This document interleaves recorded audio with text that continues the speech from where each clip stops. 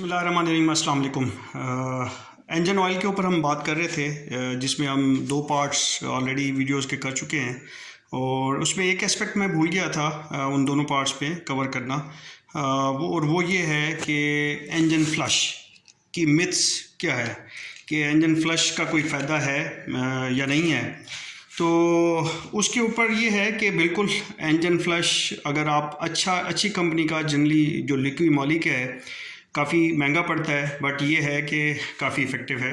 आप यूट्यूब के ऊपर मुख्तलिफ वीडियोज़ भी देख सकते हैं कि उसमें आपको लोगों ने प्रूव किया हुआ है कि वो वाक़ई में जो इंजन के अंदर कार्बन बिल्डअप हो जाते हैं ऑयल सिस्टम के अंदर,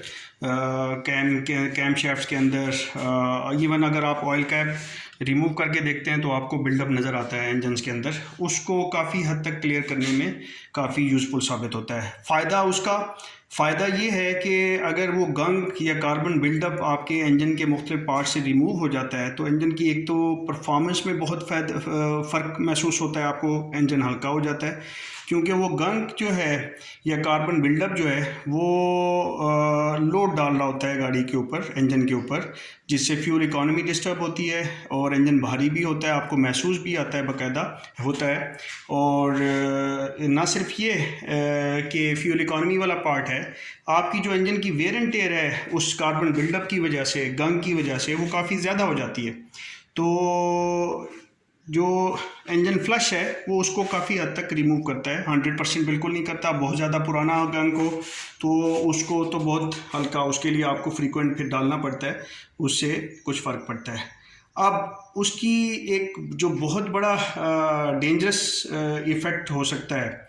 वो ये है कि जो पुराने इंजन्स हैं या जिन इंजन्स के ऊपर आप ये फ्लश की प्रैक्टिस नहीं कर रहे हैं, उन इंजन के ऊपर जब आप ये इंजन फ्लश अप्लाई करते हैं तो फिर कई दफ़ा देखने में आया है कि इंजन सीज़ हुआ है।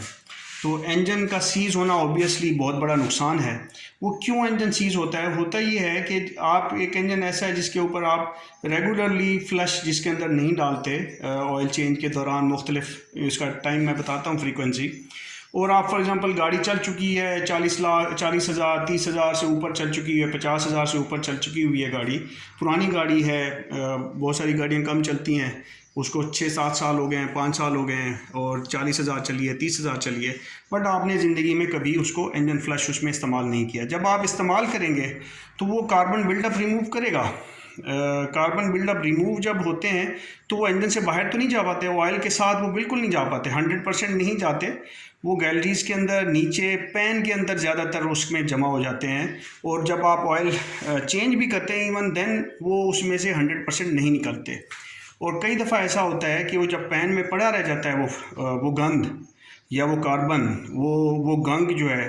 और जब पैन से गाड़ी आप स्टार्ट करते हैं नए ऑयल के साथ, और जब इंजन उसमें सक करता है पैन से ऑयल को, जो इंजन का जो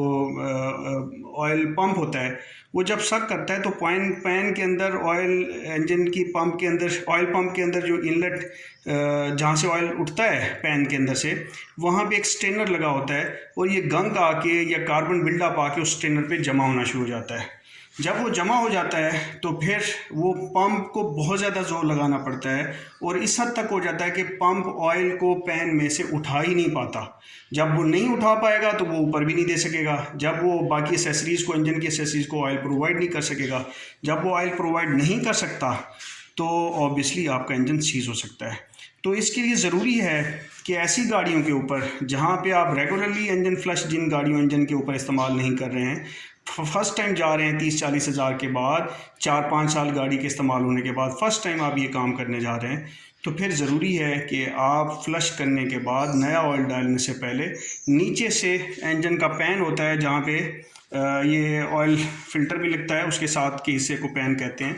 उस पैन को रिमूव कराएं, उसकी अच्छे तरीके से वॉशिंग कराएं और उसके बाद पैन दोबारा इंस्टॉल करा के फिर ऑयल उसके अंदर डालें। तो इस तरह से आप उस प्रोबेबिलिटी, उस रिस्क से बच जाएंगे जो बहुत ही डेंजरस है और जिसकी कास्ट बहुत ज़्यादा है। और फ्रीक्वेंसी क्या होनी चाहिए फ़्लश की? अगर आप फ़्लश पे जाना चाहते हैं तो इट इज़ रिकमेंडेड कि 10 से 15 हज़ार के बाद आप जब ऑयल चेंज करने जाएं तो पहले आप फ़्लश डलवाएं, इंजन को रन कराएं और फिर उसको ड्रेन करें और फिर नया ऑयल डालें। और इसको हर 10-15 हज़ार के साथ इसको रखते रहें तो फिर आपको पैन खोलने की ज़रूरत नहीं है। अदरवाइज़ आप गैप ज़्यादा बढ़ाते हैं तो फिर प्रिकॉशन ये है कि रिस्क को मिटिगेट करने की स्ट्रेटजी ये है कि आप पैन रिमूव करा के उसको अच्छे तरीके से साफ़ करें, उसके स्ट्रेनर को साफ़ करें और उसके बाद पैन इंस्टॉल कराएं और इस तरह से फ़्लश आपका यूज़फुल होगा। अदरवाइज़ चांसेस हैं कि वो यूज़फुल होने की बजाय आपके लिए जहमत का बायस बन सकता है। आई थैंक यू ऑल। अस्सलाम वालेकुम।